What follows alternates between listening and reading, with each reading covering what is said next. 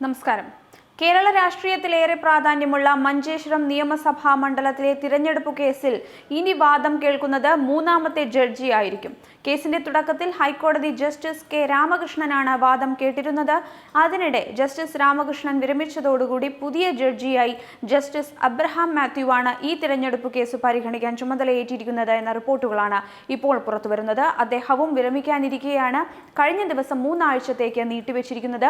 ഇനി പുതിയതായി നിയമിതനാവുന്ന ജഡ്ജി ഈ മാസം അവസാനമോ അടുത്ത മാസം ആദ്യമോ ചുമതലയേൽക്കുന്നതാണ്. അതോടുകൂടി മൂന്നാമത്തെ ജഡ്ജിയാവും മഞ്ചേശ്വരം തിരഞ്ഞെടുപ്പ് കേസിന്റെ വാദം കേൾക്കുക. ഫലത്തിൽ മഞ്ചേശ്വരം ഉപതിരഞ്ഞെടുപ്പ് അനിശ്ചിതമായി നീളുകയാണ് എന്നതാണ് മറ്റൊരു വസ്തുത.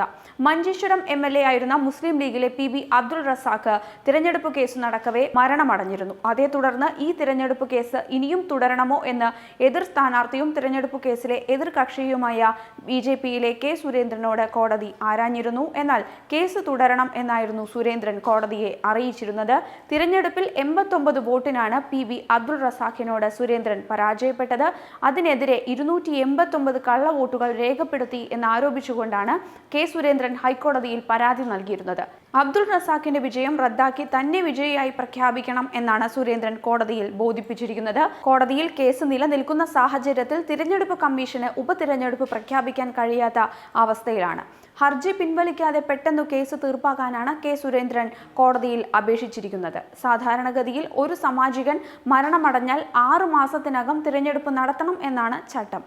MLA-യോ MP-യോ മരണമടഞ്ഞാൽ അതാത് സഭയിലെ സ്പീക്കർ തിരഞ്ഞെടുപ്പ് കമ്മീഷൻ റിപ്പോർട്ട് ചെയ്യും. സംസ്ഥാന തിരഞ്ഞെടുപ്പ് കമ്മീഷൻ ആണെങ്കിൽ കേന്ദ്ര തിരഞ്ഞെടുപ്പ് കമ്മീഷനോട് തീരുമാനമെടുക്കാൻ ആവശ്യപ്പെടും. എന്നാൽ മഞ്ചേശ്വരത്തെ തിരഞ്ഞെടുപ്പ് കേസ് കോടതിയിൽ തുടരുന്നതിനാൽ അനിശ്ചിതാവസ്ഥയിലാണ് എന്നാണ് വസ്തുത. ഗൾഫ് രാജ്യങ്ങളിൽ കഴിയുന്ന 45 പേരുടെ വിസ്താരം പൂർത്തിയാക്കേണ്ടതുണ്ട്. ഇവർക്ക് കോടതി സമ്മൻസ് അയച്ചുവെങ്കിലും മേൽവിലാസക്കാരനെ കണ്ടെത്താൻ കഴിയാത്തതിനാൽ സമ്മൻസ് തിരിച്ചു വരികയായിരുന്നു.